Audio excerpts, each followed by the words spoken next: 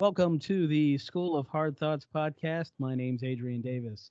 This is a special edition, a little bit of a video slash Skype first try. Well, not first try, but hopefully first successful try. And I am very pleased to have on a uh, wonderful gentleman who I've been following on YouTube, and we're going to dive into it more. Mr. Steve Shives, how are you, brother? I'm very good. Thank you for that very flattering introduction, and thank you for inviting me. It's really nice to be here. Yeah, no problem. So here at School of Hard Thoughts, we always start with who's Steve? Well, I'm just a guy, I guess. I currently live in the same place, basically where I was born. I grew up, wow, 30 miles maybe from where I live right now. I've never lived anywhere else. And for the last 7 or 8 years, I guess, I've done YouTube for a living. That's has been my main and really only gig. So that's Steve, just some regular random guy who makes YouTube videos about stuff that he thinks is interesting, and hopefully a few other people think it's interesting too. Yeah, so I'd like to delve into how that developed, but I wanted to say that you and I are kind of a kindred spirit. We One of the ways that the School of Hard Thoughts came about. Well, first of all, if you listen to the clunky name, our friends picked that on Facebook. Okay, so It's not you a know, bad name. I mean, it's like yeah, you got to call it you know, something, right? you got to call it something, right? And then what it came from, the inception of it, was bar conversations. Okay. You walk up, you go into a bar. I watch a lot of sports, so I'd go into my local watering hole where I met my wife, and you know, it's amazing that sometimes you're sitting next to someone, and they're just like you said, you're a regular guy, and then you get into a conversation about politics or philosophy or Star Trek or mathematics or something like that. And I wanted to take that, and I enjoy podcasts, and I wanted to take that and turn it into a podcast. So what we do on Hard Thoughts is my friend and I, if we don't have a guest, we just talk to each other about mostly Trump. Oh and boy. and Yeah. yeah, and then when we are lucky enough, we've had guests ranging from, like I said, a political activist who's a very influential young lady, to a guy that runs a CrossFit gym. So, Wow. it's just about having those long form conversations, which I think are important. So, how did you get started? Well, it's interesting that the way you describe your show. I mean, I have found in my own experience that pretty much anybody, if you get them started on the right subject, I mean, they have something of use or something of worth to say. Like I wouldn't call myself an expert on very much of anything that matters, but yeah, but you get me talking about something that I have like a passion for, that I have an interest in, and I think I can do okay and hold my own. And with me, I started making YouTube videos because at first I started talking about religion and atheism. I'm an atheist, I'm an atheist and too. yeah, and I talked about that, and I did sort of the responding to religious arguments or responding to religious people or religious groups that were doing things that I thought were wrong or I thought were troubling or whatever, and I still do some of that, and that kind of thing is still important to me. But that's where I got started. And it was, uh, what do I think about things? What do I have to say? Do I have anything to offer to these conversations that I don't hear other people saying, or that I can maybe uh, say in a way that I'm not hearing people say? And that I think is still important. That's still sort of a guiding principle when I do things. Is if I don't want to just repeat what other people are saying, I don't want to just Right. say, And yeah, go I ahead. w- I was concerned about that myself, but one of the things that I wanted to do as well is because I listened to guys like Sam Harris and Joe Rogan, Yeah. and Joe Rogan tends to come off as the I'm just a dumb guy who doesn't know anything, but not that I'm criticizing the way he does things. That's his shtick, but the truth is he's a man of wealth. He's a Yeah. man who's he's a celebrity, and Sam Harris is a public intellectual who has PhDs. And sometimes you will listen to, or at least I listen to, Sam Harris say things, and I'm a fan of his, but I cringe. Yeah. I'm almost yelling at the because I listen to most of my podcasts in the car on the way to work. So Right. it's I'm like yelling at the radio, like, how could you say that?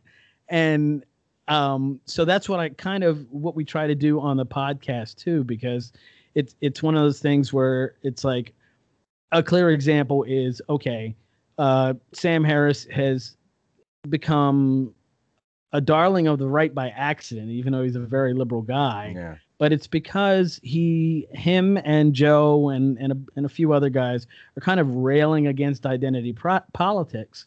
And so, I listen to his podcast, and I will tend to Google who the guest is just to see a picture at least. And there was like a whole 6 months that I was waiting for him to have somebody of color on Yeah. on the podcast. And when he finally did, it was a young man who wrote a piece for Quillette, which was basically, Yeah. right. So it's Quillette, Yeah. first of all, and it was basically, I don't know what the problem is with my fellow black people, and it was just like, seriously, that's Wow. the guy you pick. So that's kind of where I come from with it. Yeah. The thing about that is, because I mean, I used to be a fan of Sam Harris too. I don't call myself one anymore, but I remember back when I first sort of became an atheist, or I guess like started calling myself an atheist. I was in college, and I wasn't as young as most people were in college, because I went back to school a little bit later. I didn't actually properly go to college until I was 25 is when I started. Okay. Because I worked for a few years after high school. And but there was a friend of mine who I met in one of my classes who was also an atheist and was like interested in philosophy and stuff. And he gave me he lent me his copy. He had a copy of Sam Harris's Letter to a Christian Nation. It's a great book. And I remember I read it. I read the whole thing like out loud to my wife, like that night. Like I just sat there on the couch and just read it to her. And I that was the first time I was reading it too. So that was like, so I used to be an appreciator of Sam Harris and think that he had some valuable things to say. But yeah, you look at him now, and he has become a darling of the right in many ways. And he's very prickly about that. Like he doesn't like being associated with the far right because he has all these other opinions that are more liberal or at least moderate. But the problem is he doesn't seem interested in learning why these people like him so much, and altering his course. Like if it were me, and he's clearly a smart guy and certainly an educated guy, and if it were me, someone who is a far less educated than he is, and has far fewer of the other advantages that he has, if I noticed that I was starting to get like super popular with some really, really bad people, the first thing I would do is take an inventory and say, what the hell am I saying that these people are responding to? And maybe I should, think about how I'm doing this or how I'm approaching this, because if I don't want these people's support, and I totally don't, I should alter what I'm doing, or take a look at what I'm doing or what I'm saying that they think is so great, because that would really bother me. Yeah, and I started like you with as a fan, kind of a fanboy, and I mean, nobody's going to beat Hitch, but Hitch didn't have a podcast. But yeah, but I do find myself in the same situation as you, but I still find enough intellectual and topical information coming out of Sam, or maybe just Sam's guest, because he doesn't do as many podcasts. He only does hours now. He used to he used to do 2 or 3 hours. He only does an hour, and they're almost all guest driven. And he kind of just lets the guests talk until, of course, they breach something that he thinks is a line too far, and then he feels like he needs to school them, which is probably the PhD in him. But sometimes he had a wonderful young lady. I think her name is Dia Khan. Yeah, it's Dia Khan, and she did documentaries on both white supremacy and radical Islam. Okay, yeah. And she's still a Muslim, and so even though she did these great documentaries, and he was praising her up and down, the second that she said, it's a religion of peace, he was like, okay, well, we have to talk about that. and it's just like it's almost like he's got his own cult of personality with himself. Oh, that's yeah. Enough about Sam. I'm so interested in what you do because and when I approached you about this, I said I'm not looking for tips. I'm not looking to steal you, to pawn off your audience. Although one of the things we always tell our guests is, if you can please just promote this, that'll be great. Oh, totally. But you do something that we actually do the opposite of. But I was thinking about doing in response to a class I took. So it was one of those podcast class, and it was like, so do you do podcasts or do you do videos?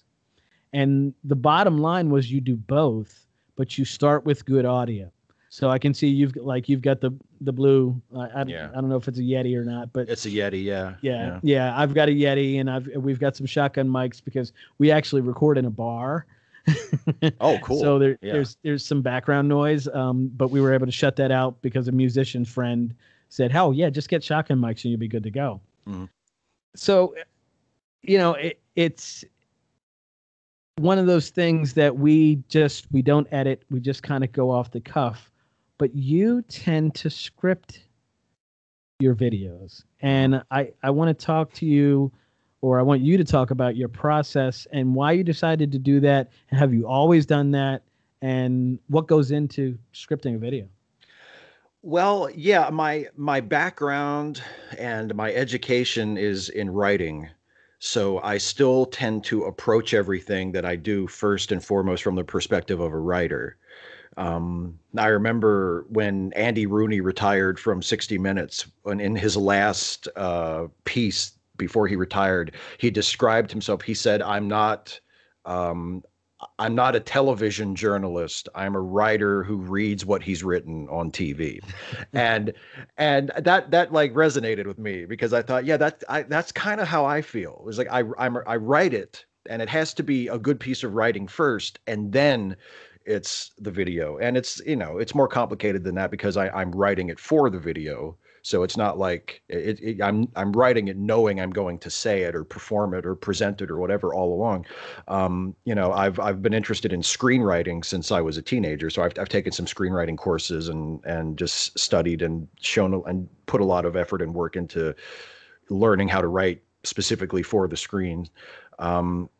But yeah, the reason I script most of the videos is when you start dealing with slightly more complicated ideas, or when you start realizing that you want to present your thoughts on things in a way that is complex or that is structured, I found that for me, the best way to do that is to script it. And that way I can nail my words down, and I can know exactly what I'm going to say. And then it becomes like a work. It becomes a piece. It becomes not just me sitting in front of a camera and just saying what's on my mind, which I've also done. I've done lots of videos like that, but when you write it and it becomes part of a process, then it becomes more like, okay, this is a piece, this is a work, this is something that I'm making, and I like that. Like I like that feeling. I like that feeling of being creative and of making something. And yeah, the way I write most of my videos is I don't use any particular format. I don't stick to any like particular script format, except for I do videos. I do the Steve and Stuffy videos, which are like little miniature sort of comedy skits, and those are written in proper screenplay format. But other than that, I just write I just open up like a Word document and just write what I'm going to say, and if there's relevant camera directions, I put those in as well. But yeah, I start with just the words. What am I going to say? And I write it like I'm writing an essay. If it's a nonfiction thing, I write what are my thoughts on this? What's the point I'm trying to make? I write it just like a piece of writing that you would write for a college course or for an essay. And then I think, okay, now what do I want it to look like? Is it just going to be a shot of me talking to the camera? What's the shot? Is it close on me? Is it far away? I'd like to have two camera angles so I can cut back and forth so that there aren't jump cuts, and also so that I can do shorter takes, so I can memorize the dialogue, so I'm not so I don't have to invest in a teleprompter. That's what I was going to ask you about. I was going to ask you about and I could pretty much from the videos that I've watched of yours, I could tell you weren't using a teleprompter. I'm not sure if you're aware of the ability to. There are some cheap teleprompters on the market, but I think the way that you produce, you seem to use a high quality camera, so I'm not sure that would work for you. But if you have a computer platform or a iPad platform or even a iPhone platform, there's at least one app called Reporter where it's basically like a $6 teleprompter. Right. Yeah, I've looked into. I thought about because I just started doing a new series this year, just a couple weeks ago. It's the videos that go up every Friday, where I'm playing a character, where I'm not presenting as myself. I'm playing a character, and it's satirical, and right. and it's one of those things where it's written, and I feel like I have to get every word right. And that's the Whirlpool, right? The Whirlpool, yeah. Yeah. Where I'm playing this. It started. I did videos like this a couple years ago with doing the same character, but it was a little different. It started out as it was just sort of a parody. There's this guy named Michael Voris who makes YouTube videos, who is a traditionalist Catholic and is very conservative and very right wing. And I just started doing this character where I was making fun of him. And then I brought it back and I decided to do something a little different with it and have like sort of an ongoing storyline and to plot it out. And I'm going to do 24 episodes and it's going to have like a whole thing. And of course I needed to write that, and I wanted it to be so I could nail it. Like, I'm not just saying generally what I wrote. I'm saying it word for word what I wrote. And I thought, this is going to take forever to memorize this and to do this, and maybe I should get a teleprompter. And I wound up not having to do it. I wound up just doing what I usually do, which is writing it and then breaking it up into separate shots that are short enough that I can memorize them one shot at a time, which is my usual process. So when you started out, you obviously had some training. Is that what you studied in college? Yeah, I studied English with a creative writing concentration, and I also took some theater courses and, like I said, some screenwriting courses and some film courses. Right. So yeah, mostly centered around writing and performing arts, that kind of thing. So the thing that we have run into, and I was going to wonder if it was the same for you, is you kind of have to teach yourself the tech. Is that what happened with you, or did you have some help along the way? I had to mostly teach myself, which is why I still don't know a hell of a lot about it. Right. Well, I was seniorly impressed with the holodeck video that you just did. Oh, thank you. On Trek, actually, because it was infused with what you normally do, which is a critique of a certain subject based on Star Trek, but then you added a little bit of, green screen work, I think it was. Yeah. Was that green screen work? Oh, yeah. You added some green screen work, and then you added some acting. And, because I remember when I queued up the video to watch it, I was like, 23 minutes. Right. How the hell is he going to talk about that? He doesn't normally talk for 23 minutes on a Trek, actually, but it was very entertaining. It was very entertaining, and it was very professionally done, and a little bit quirky, but I think that's all of us Star Trek nerds are kind of like that anyway. Yeah.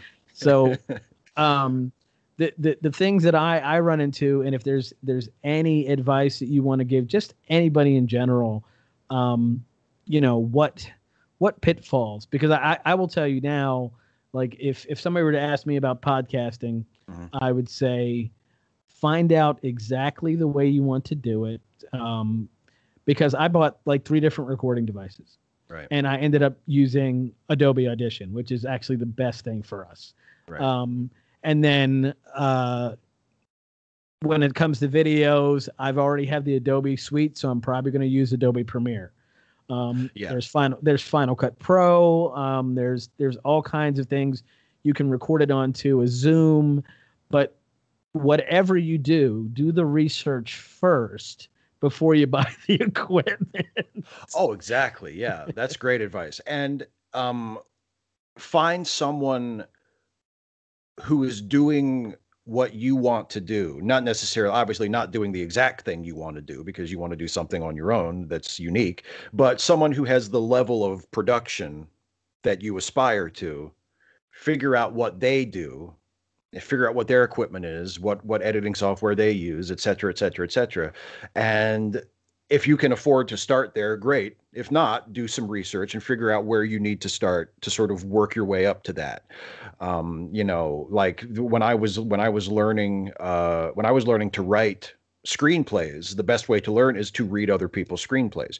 And if there's something you don't know how to do, find somebody doing that and figure out how they did it. And Right. when I started YouTube, it was the same way. It was, okay, whose videos do I like? Whose videos look good? How do they do it? Okay, that's how I'm going to do it. So tell me who just name a couple of those people. Oh, well, the big one, the one that I'm still a fan of and still like to watch, who is an atheist YouTuber, is Aaron Ra. And Aaron's stuff usually looks pretty good. Some of his green screen stuff is a little iffy, but in terms of this, the way he presents himself, the way he's able to talk confidently on camera, the way visually, in terms of just video quality, things look good, and he's always well lit and always has good sound quality and everything. And those are like the basics. If you want to do YouTube videos, I always tell people lighting and at least solid sound. It doesn't have to be absolutely state of the art, but at least so you don't sound amateurish. Right. Don't just use the built-in camera mic. Like, No, do something else. It's funny that you mentioned that. So when we first started, people were like, well, how can we find you? And some of our friends, because it originated in a bar. Some of our friends are not exactly what they were like. Well, what's Stitcher? I don't understand what Stitcher is, or Right. how do I get onto Apple Podcasts? And it's like, why aren't you just on YouTube? And it's like, well, it's a podcast. It's audio only. Right. So we tried to come up with a way to videotape the podcast. And so my original idea was, I've got a DSLR camera. I was like, oh yeah, we could just hook that up. And no, you can't. Because there's a 30-minute limit. And once you reach that 30-minute limit, it shuts off. And I didn't know that until it happened to us. So we ended up just using right now. And when we move into maybe the next phase of this, we'll invest in some more equipment. But I ended up just using my iPhone. I turned the Wi-Fi off. I turned the cellular off and put it in airplane mode. I've got an adapter for the Yeti, and I plug it into the Yeti. So we've got the 2 microphones that we use for that, and the microphone that we use for YouTube, and that works out when you decide to plug it in. Our last episode, we were like, oh, we were so excited that we were able to get it videotaped, and then I was like, why is the Yeti sitting over here? It was never. Oh no! So we actually, and I listened to the final product, and it ended up actually being decent enough to put up on YouTube, because our goal, and hopefully you'll look at some of our stuff or listen to some of our stuff, but our goal really when it comes to YouTube isn't so much a high production value. It's just another way to get the quality audio out there Right. of what we spoke about, especially if we had a good guest like you. Well, thank you. Yeah, I know a lot of podcasts that cross post things to YouTube, and I mean, if the draw is the sound, if the draw is the audio, then I don't think that's that big of a deal. I mean, I have people comment on my stuff who occasionally will complain if something happens visually that isn't sort of echoed in the sound because they listen to my videos. They don't watch them; they actually listen to them, which I think is great. But I wonder, like, does it make sense? I mean, because like if I'm doing like a commentary video, I'm just talking, and you can follow those. You don't have to be looking at me. Exactly. But if I'm doing something a little bit more visually oriented, I wonder, like, do they like the holodeck video you mentioned? Like, they would get it. I'm mostly just talking about Star Trek episodes. It's not like Yeah. they'd be totally lost, but there's a big element of that video that's visual that you're completely going to miss out on. And but there are definitely people who listen to YouTube videos whether there's a picture there or not. So Right. Yeah. Our first couple experiments with putting something on YouTube were simply it's audio only. You're going to have a picture of our logo, and you're going to listen to the podcast this way, just because maybe you don't have an iPhone, or you don't have an Android, and you don't know what Stitcher is. That's fine. yeah. So let's talk about Star Trek, because I'm going to ask you, because you're not a woman and that kind of stuff doesn't matter to me anyway. How old are you? I'm 38. Okay, so you're 38. You're not considerably, but you're a decent amount younger than me. I don't even think you fall into Gen X. If you do, you barely. Yeah, I think you're a millennial. It depends where you draw the line. I'm either a super young Gen Xer or a super old millennial. I was born in 1980, which is sort of right on the cutoff. Yeah. So I'm going to just go out on a limb and say your first experience with Star Trek was probably TNG. On TV it was. Yeah, I discovered the movies. I think it's funny. I was talking to someone about this last week or relatively recently, and they asked me, "Do you remember the first time you saw Star Trek?" And I can't pinpoint exactly what that was.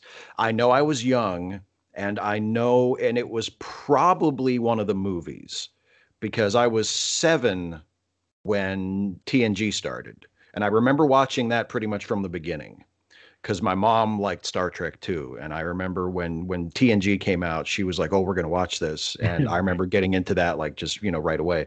But I knew about Star Trek before that. So it must have been one of the movies, like maybe Star Trek 3 or Star Trek 4. Probably playing on TV, and I caught it and it interested me. Right. Yeah. I can't quite pinpoint exactly where it happened, because I was born the year after Star Trek came out. I was born in 67. So obviously I wasn't watching it from the womb, but the original series was my first introduction to Star Trek, and my poor mother.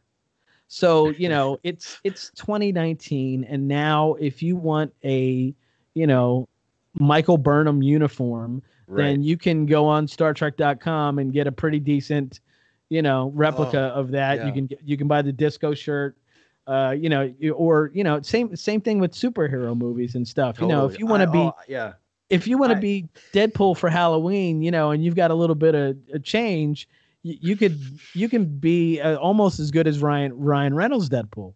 But when you're a kid and it's 1970 something, so I must have been introduced to the reruns, where that was what the inception for the movies was, that the reruns were so popular that they were on every channel, and that was you'd have ABC, NBC, CBS, and then you would have one local, we called it UHF channel. Mm-hmm. And that local UHF channel was almost always Star Trek, at least 3 times a week. So, and my dad loved Star Trek. It was probably about the only good thing about him.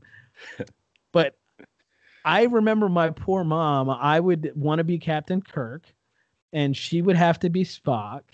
And my poor mom would have to make me a uniform. Now, the good thing about it is if you look at, and I hope we get into this discussion about Discovery. Yeah. But if you look at the old uniforms, they were just basically a T-shirt. It was a kind of a, it maybe a mock, and of course they kind of changed a little bit. And then Kirk had to get the fancy one with the Delta badge around his waist and showing all his cleavage. And I'm calling it cleavage instead of chest on purpose. But but this Definitely. poor woman had to make a Delta badge out of cardboard and aluminum foil and tape it onto a sweater that was a reasonable color close enough to a gold uniform, and that was my introduction to Star Trek. So my mom hates it and my wife uses it to fall asleep. That's great. I'm lucky that my wife was not raised as a Star Trek fan at all. And when we first got together, I think she mostly just kind of humored me. And I tried to kind of keep a lid on it and not overdo it because I knew that it wasn't necessarily her favorite thing. But now she's pretty much acclimated to. She's not as, I don't think she's as big of a Trekkie as I am, but we watched Deep Space Nine all the way through on Netflix a couple years ago, and she loved that. And she loves, oh, it's my favorite. And she loves TNG, and she's gotten into Discovery with me. So I mean, she has sort of, met me in the middle on that. But yeah, I completely relate to that. Even though I'm a little younger than you are, I remember because when I was a kid, it was a similar situation where, like, kids today, I don't mean to sound like an old man, like kids today, get off my lawn. They don't know. They don't realize how good they got it, because it's true. Like, I envy them, but also I'm like really happy for them because I wish I had that kind of stuff when I was their age. Like that you can get these awesome costumes, awesome uniforms. The toys are just awesome. Right. Like if you, some of them are kind of expensive. If you have the money to afford them, they're awesome. But we never had anything like that when I was a kid. The TNG action figures, when they finally came out with them, were like that big. And they're like, 3 inches tall. I have a bunch of them that a friend gave me, and it's funny how I got them. She was a medic. I'm a paramedic. She was a medic that I had worked with, and we were friendly, but she always kept me at arm's length because we were both single at the same time, and she had absolutely no interest in me. And she could tell, like, I have to keep this guy at arm's length, right, or he's gonna, hit on me like incessantly. And I just get this message out of the blue, and she's like, "You're into Star Trek, right?" I was like, "Yeah." She was like, "If you come over right now, I will give you a whole bunch of Star Trek memorabilia." Wow. And I was like, "Okay." And I went over and I got it, and she never said anything, but it's my thought that she had a bad breakup and he rolled, and she was like, "I'm getting rid of this stuff." Right. She just wanted to get it out the door. Yeah. So I have a bunch of those little TNG action figures that, my wife is like, when we move into a house, they're gone. She goes, "I know you're not going to get rid of them, but they're not going to be in the bedroom like they are now." See, I give my wife that much of a break. I've never really been super into, as an adult anyway, I've never been super into collecting the memorabilia. Like when I was a kid, I had action figures and toys and stuff like crazy, but I don't really have a whole lot now. Like I have a Captain Kirk postcard that she got me, actually, that's like a freeze frame of Captain Kirk from The Enemy Within, where he's like, it's the evil Kirk, and he's like screaming because he's listening to the other Kirk. He's like, "I'm Captain Kirk." It's like a freeze frame of him in mid scream that I love, that I'm looking at right now. It's right above my webcam. That's awesome. Yeah, and a couple other little things, but I don't have. It's not like the apartment isn't just covered over with nerdy Star Trek stuff. Yeah, well, unfortunately for her is. We've only been married since October. We've known each other for about a decade, but we finally got together, and I'm living in an apartment, and I had a whole house worth full of not a lot of stuff, and I'm also not one of those collectors who things have to be pristine, so nothing's in a box. Right. Yeah. I mean, absolutely nothing's in a box. Yeah. But I do have a Darth Vader that's almost my height, and that's cool. And I've got a bunch of action figures and stuff, and actually some nice art. I don't know if you know Joe Caroni. I've heard of. Yeah. Yeah. I've got a Joe Caroni pencil. I've got a friend of mine who did an amazing, I think it's 11 by 14 framed Darth Vader for me cool. for my birthday 1 year. It was just it's unbelievable. But yeah, so she kind of ran into that for her. What it ends up being almost every night. So I end up watching TNG just about every night. Yeah. Is she is in love with Patrick Stewart's voice. Oh It's yeah. soothing to her and it knocks her right out. So I will just I will just pick a random episode on Netflix or I was doing the movies a lot and I'm hoping to slide into because she's like, well, I want to know what happened to Data, you know. Right. I'm like, well, if you want to know what happened to Data, we actually have to watch earlier and you have to pay attention. And Right. she's like, you know, on the phone and Yeah. Hey, watch this. This is important. right, you know, and that's the nerd in you. But Yeah. so let's talk about Star Trek Discovery. Okay. And um,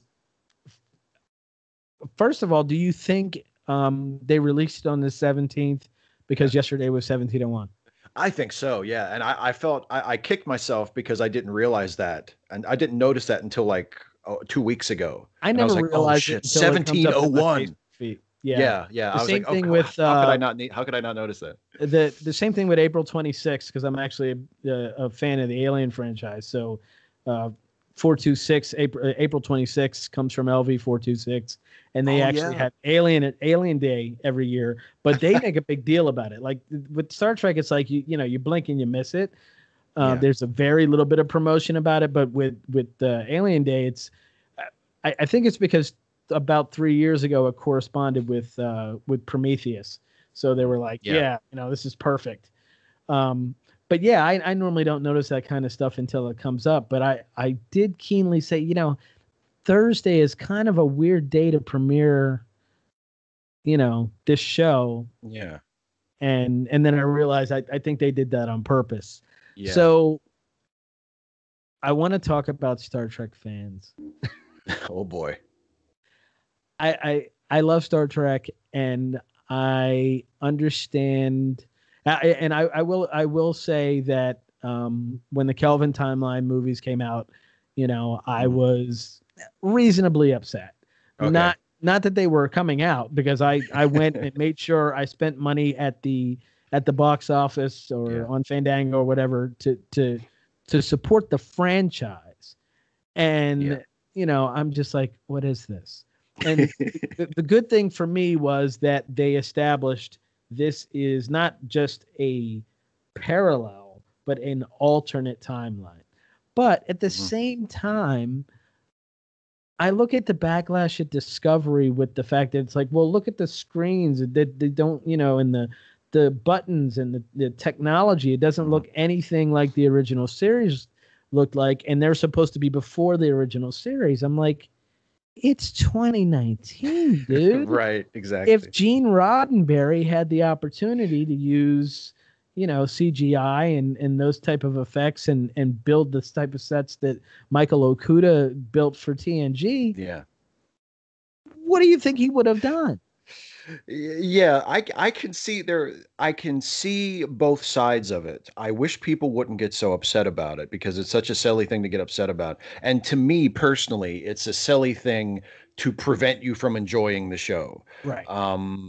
But I understand how people feel about it, as long as they don't take it to an extreme. And because look, one of my favorite things from the last 5 or 6 years is the Star Trek fan series, Star Trek Continues, Okay. where they make, and it's really well produced. It's the production quality is terrific, and they pick up where the original series left off, and they just have new actors playing the classic characters, and they've taken a great deal of care in recreating the original sets. They shoot in the same aspect ratio as the original show.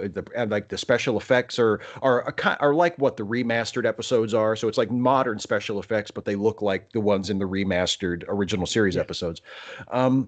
And it's very faithful to the look and the aesthetic and the tone of the original series, and it's great and it's a lot of fun, and I love that, right? And that's one of the reasons that I do love it, because they obviously took a great deal of care to make it match the original series.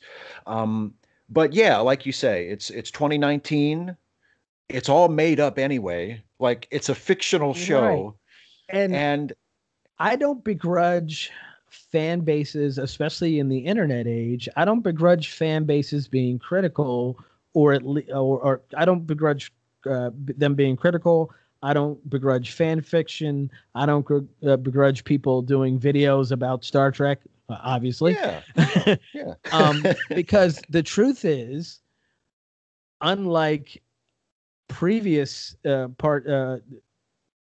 previous periods of filmmaking, there was barely any input from the outside. Now filmmakers are going, oh, this is what they want. And we may not give them exactly what they want, but this is very important to them. So, in last night's episode, one of the things that Burnham just kind of says in a offhand, and I love the way they did it. She was like, "Oh, so you got the new fancy uniforms? Nice color." Yeah. Yeah. And so it's kind of like their way of explaining, hey, look, yeah, I know the uniforms are different, but guess what? That was the uniform they got before, they started wearing the gold and then the red shirts. And there was a red shirt reference last night as well. Yeah. To speak of that episode, I thought that was a really strong episode. I thought that was one of the best episodes of Discovery that they've done so far. I was really, really pleased with it. And yeah, I like Discovery. I like Discovery a lot. There were parts of the first season that I didn't think worked very well, but I think more of it worked than didn't work. Right. And at the end of it, I was very pleased to have watched it, and I was excited for season 2. And I'm now that season 2 is actually starting, I'm really excited. Like, my wife and I watched it last night, and we said, if they did it Netflix style and just released all the episodes at once, I would have seen it all by now. I would have stayed up all night and binged it. Our actual plan tonight is to start The Punisher. So yeah. Oh, I'm 3 episodes into that. I really enjoyed it. Don't say anything. I'm not spoiling anything, but my wife is in love with John Bernthal, so it's oh, he's so good. Yeah, he's awesome. But yeah, I like Discovery, and I think it's a shame that people who otherwise might enjoy it feel like the look of it is a barrier to them because they say, well, it doesn't look like the original series. I mean, like, there's a line in the theme song to Mystery Science Theater 3000, just repeat to yourself, it's just a show. I should really just relax. And as much as I love Star Trek, and I love Star Trek as much as I love any part of popular culture, it's one of my favorite things in the world. Oh, yeah. But if you take it so seriously that you keep yourself from engaging with some of it because you think, well, it doesn't look right. It's like that. These things happen. There are visual retcons. Comic books do it all the time. TV shows, long running TV shows do it all the time. Like, 3 different guys have done it for years. If you're familiar with Robert B. Parker, or even actually James Patterson with the Cross books, there's a conceit about him.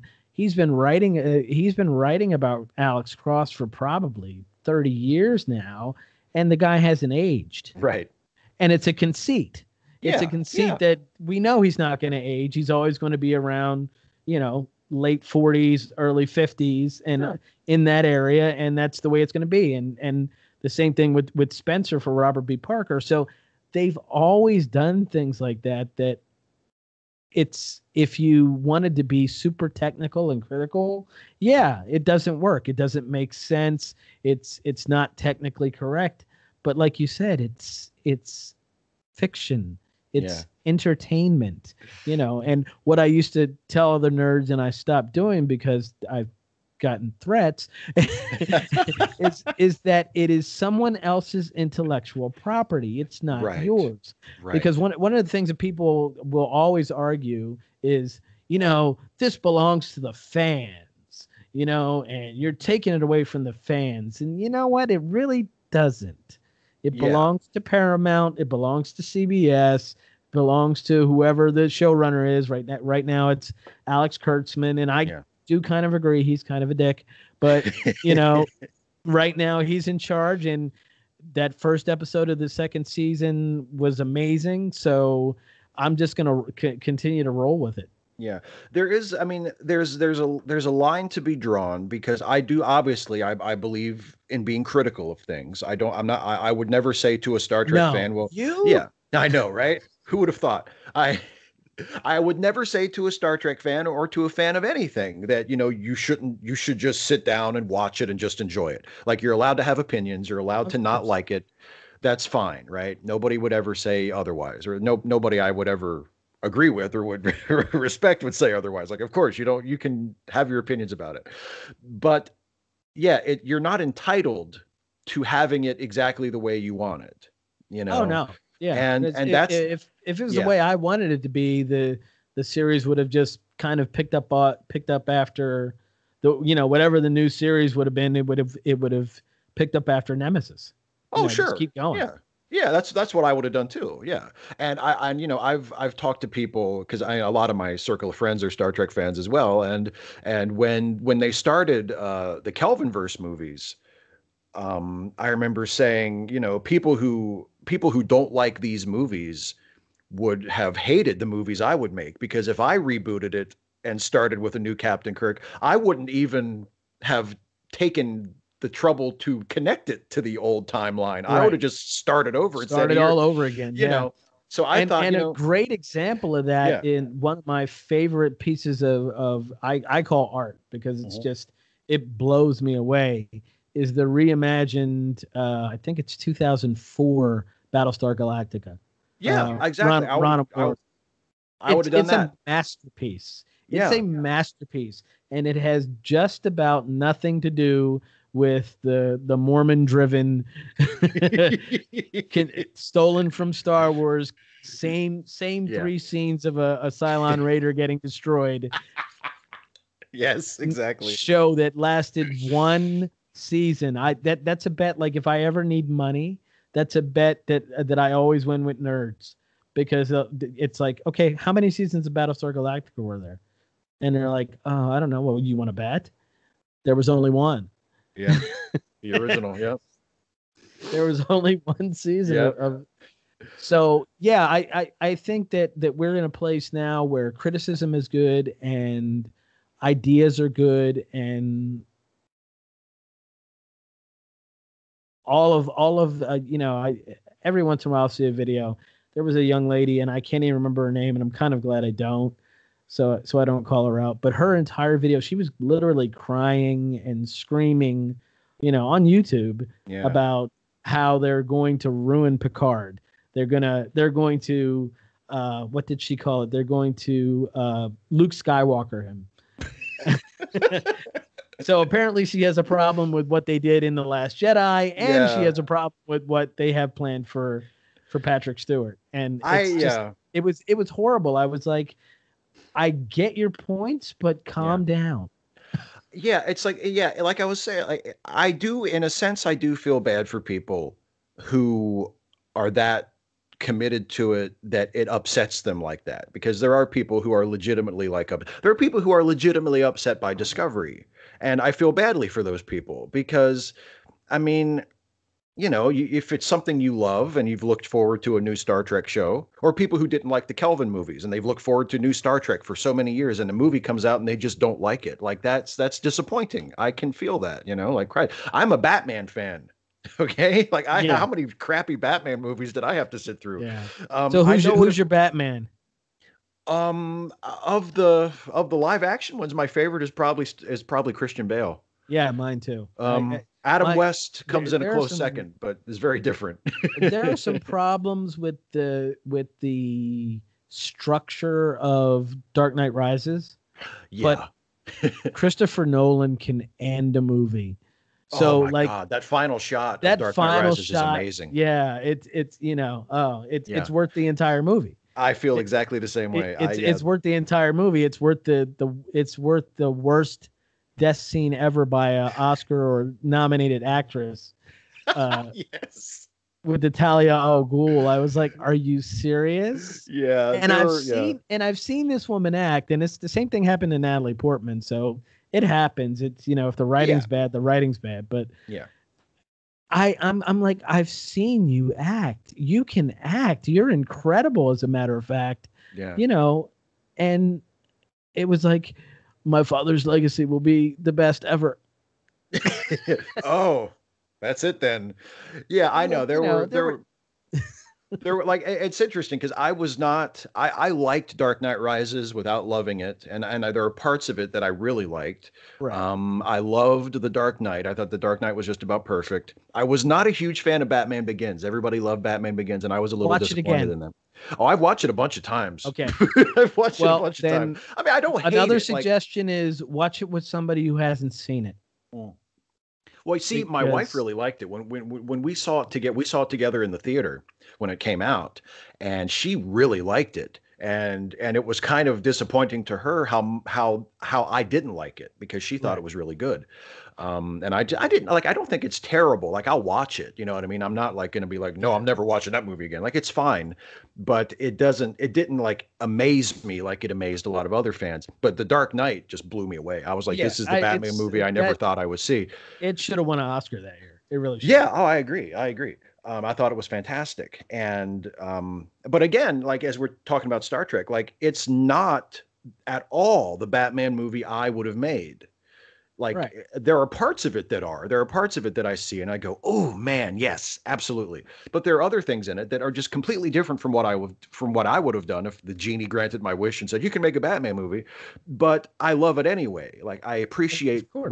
what it accomplishes and how it works and I think that's a good place to get to as a fan of anything, where you know what you like, you know what your taste is, you have some idea of what your imaginary ideal version of this thing is, but you're still open enough to what other people would do with it that you can appreciate when someone does something different. Because I mean, Discovery isn't the Star Trek show I would make either, Right. but I can appreciate what it does and the ways in which it works. And again, like there are elements of it that I look at and I go, damn, that is just right, you know? Yeah. I am supremely impressed with Sonequa Martin Green. Yeah, But she's great. even more so, Anson Mount, who's had a rough career. Yeah. Oh He's had man, a yes. rough career, and his portrayal of Pike is fun and spot on. I'm loving Yeah. it. I enjoyed him a lot. And I am a huge fan going back many years of Bruce Greenwood. So I loved his Captain Pike in yeah. the movies. Yeah. And as someone, and a couple of my friends, we were talking before they announced, I think it was before they announced that Anson Mount had been cast last year. And I said, you know what they should do? And this would blow the fans' minds too, is just back up a dump truck full of money to Bruce Greenwood's house and said, you play Captain Pike in Discovery. Just because then everybody would be like, see, I told you it's not prime timeline, Right. and it'd be like, just completely, So make where are everybody's you on heads that? explode. I think it's pretty clear it is the prime timeline. I think it's definitely prime timeline. I think you can tell from the show itself. And and the producers, I'm pretty sure, have said explicitly multiple times it's prime timeline.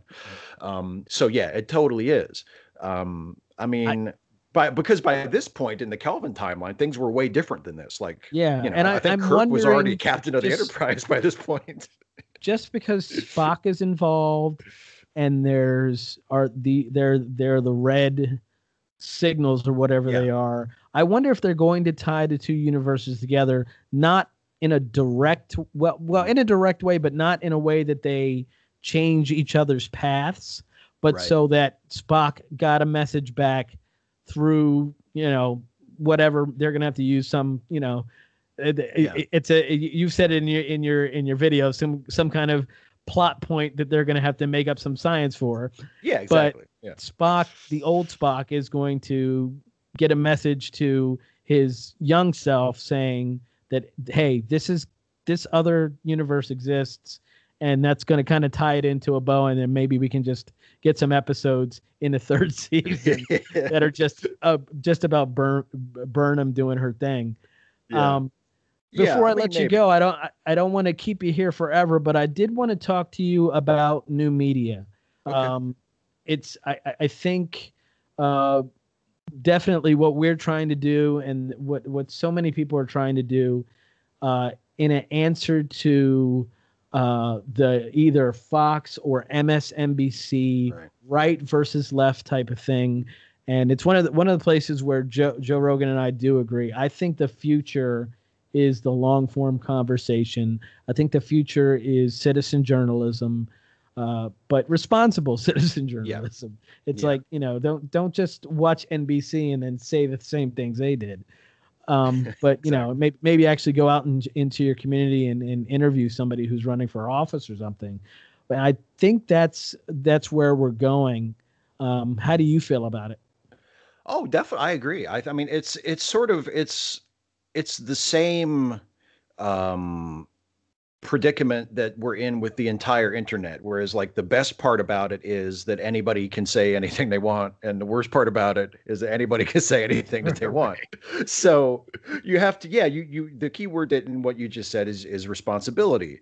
I mean, one of my favorite journalistic outlets right now is ProPublica, which is a independent, publicly funded, like funded by reader donations, and um, not beholden to a network or to a conglomerate or whatever. And that kind of thing I think is really important. And to do that and to still uphold journalistic standards, or to still uphold some kind of standards of whatever it is you're doing, I think that's really important. And as when people do that and reach an audience with that, there's a lot of power there.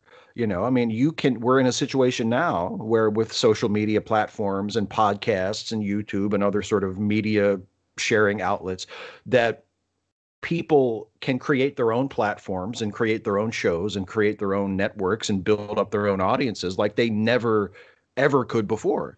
And in some cases, that's horrifying, because terrible people are attracting other terrible people, and, Right. and they're having a lot more influence than they maybe would have had otherwise. But it works in the opposite direction too. And people and really interesting, exciting voices can get lifted up that also would have been lost before. Yeah, I'm Um, I'm you I'm know, really I daily watch David Pakman. He yeah, just, you know, he's yeah, David his Pakman. takes on things. His Yeah, takes on things are very very interesting to me. I don't always agree with him, but they're very interesting the way he presents himself, and he is super polished and professional. Well, that's the other thing about the sort of rise of new media, is you start to realize how many people there are that are capable of being really, really good at this. That just for no other reason than there's a limited number of slots. Like, not Right. everybody can be an anchor on CNN or MSNBC, or Right. like, not everybody can get a job on TV, because there's just only so many hours in the day.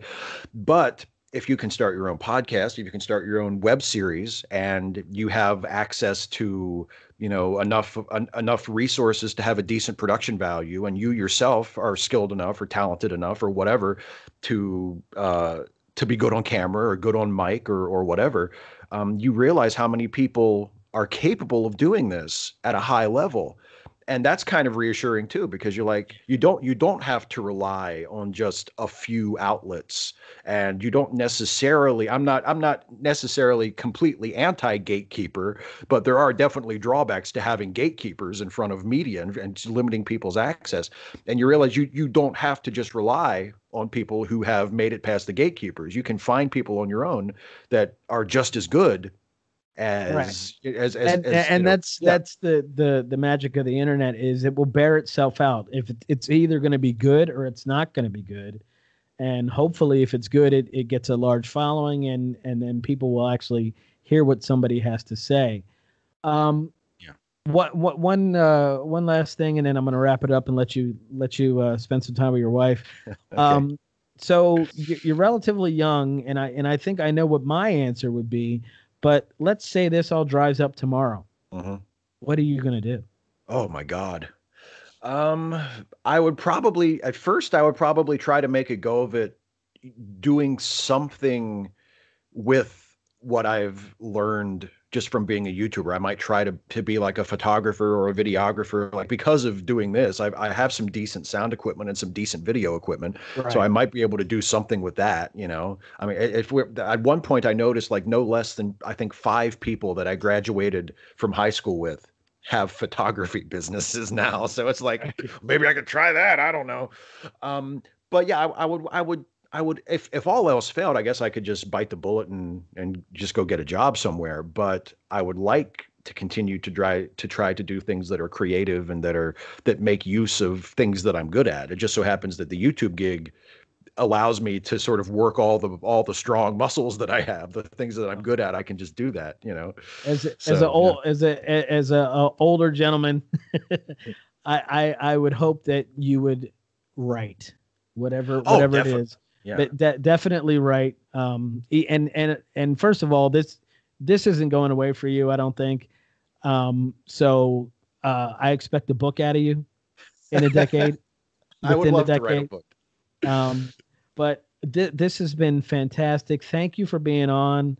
Um, Real quick, Yeah. tell everybody how they can reach you. Oh, sure. Well, you can watch my YouTube stuff if you just go to youtube.com/Steve Shives. That'll take you to my YouTube channel, and you can see all of my various things, the Star Trek stuff we've been talking about, and stuff where I do political commentary or talk about current events and that sort of thing, or the aforementioned Steven Stuffy videos where it's like me acting alongside stuffed animals, which are my favorite things that I do. And so yeah, that's youtube.com/Steve Shives. And I also am co-host of a couple of podcasts with my buddy Jason Harding. We do a podcast called Late Seating where we review classic movies. And we also have a Star Trek themed comedy podcast called The Yeah, Ensign's the Log. ensigns, right? Yeah, the Yeah, ensigns love. which is where we sort Intriguing. of yeah, we sort of, you know, layer our stuff on top of Star Trek the original series. And that's been a lot of fun. And we're getting close to the end of our first season with that. And that's at lemmylistenpodcasts.com, or you can find it on whatever your podcast platform of choice is. And yeah, that's pretty much it. All right. Well, thanks for being on. And I'm going to end this as I end all of our podcasts. I love you, Tracy.